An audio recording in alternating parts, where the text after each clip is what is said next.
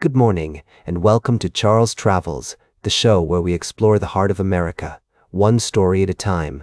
I'm your host, Charles, and I'm delighted to share with you a tale that will take us to the rugged landscapes of rural Alaska.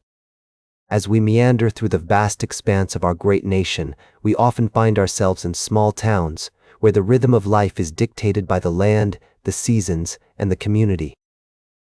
And in these towns, there's often a beacon that brings people together, a gathering place that provides news, entertainment, and a sense of connection to the world beyond their borders. I'm talking, of course, about the local radio station. But what happens when that radio station goes dark? What happens when the voices that have been a part of the fabric of the community for years fall silent? That's the question that Megan Monero, a congressional reporter for the New York Times, set out to answer in her recent visit to rural Alaska.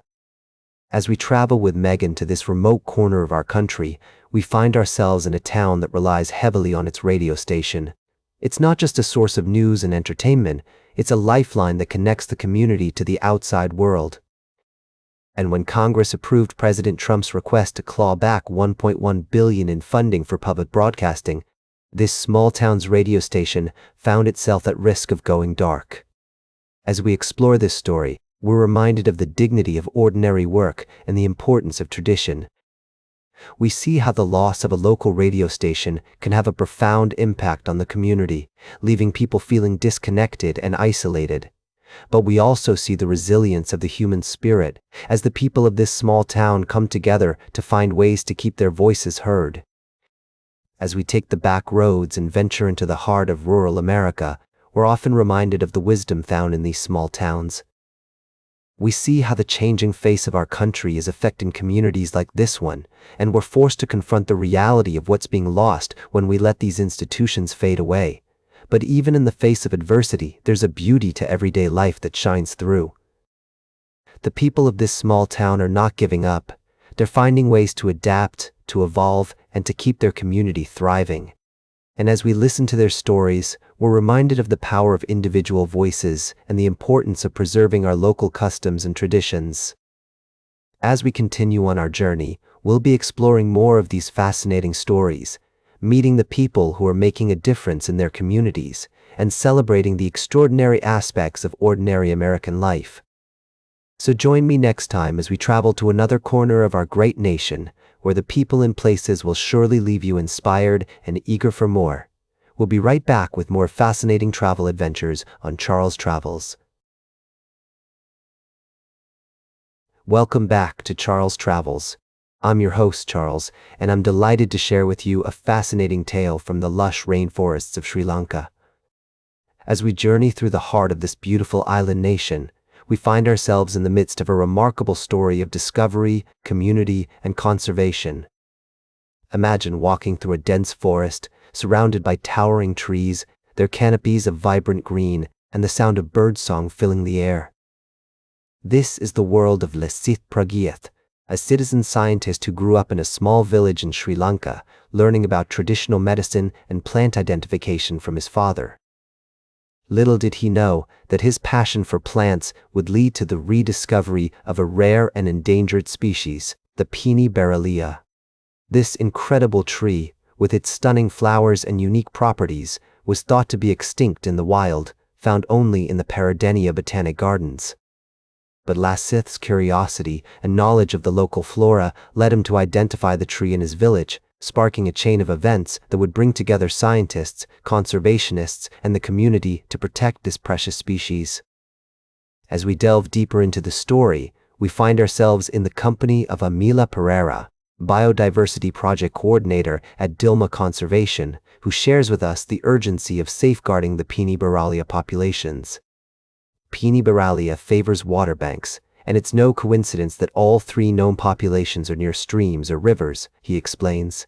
The organization has launched a recovery initiative, establishing a specialized nursery to propagate rare rainforest species, including the Pini-Beraliya.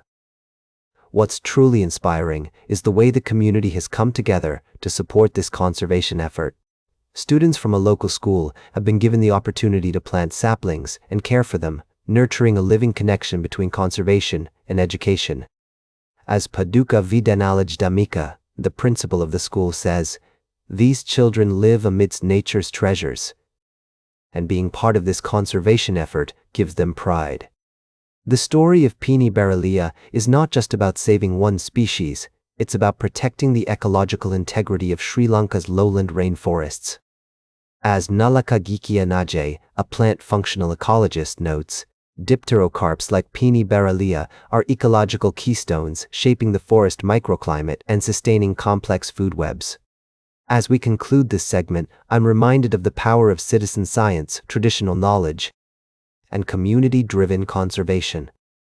The rediscovery of Pini-Beraliya is a testament to what can be achieved when people come together to protect our natural world. And as we look to the future, we're left with a sense of hope and renewal, knowing that this incredible species has a real chance of reclaiming its place in Sri Lanka's rainforests. Stay tuned for our final story of the day, right here on Charles Travels.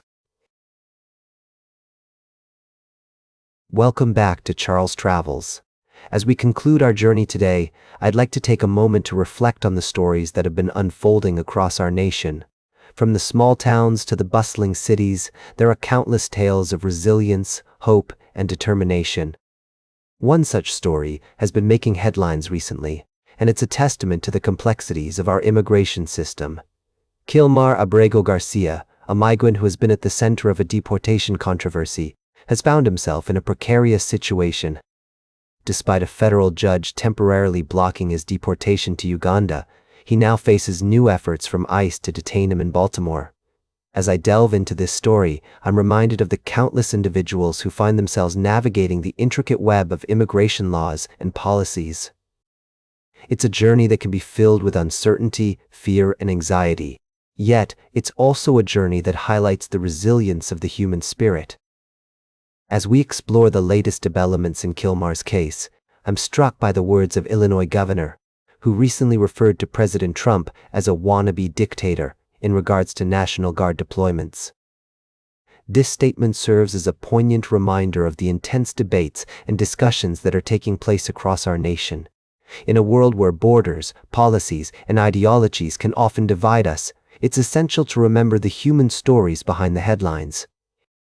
Kilmar's journey is a powerful testament to the complexities of our immigration system and the need for empathy, understanding, and compassion. As we conclude this segment of Charles Travels, I want to leave you with a thought-provoking question. What does it mean to be a nation of immigrants in today's world? How can we balance our desire for security and stability with our commitment to humanity and dignity? These are questions that have been at the heart of our national conversation for centuries, and they continue to shape the fabric of our society. As we navigate the complexities of our immigration system, let us not forget the stories of individuals like Kilmar Abrego Garcia, who remind us of the importance of empathy, compassion, and understanding. That's all for today's Charles Travels. Remember to like, share, and subscribe, and until next time, keep on traveling.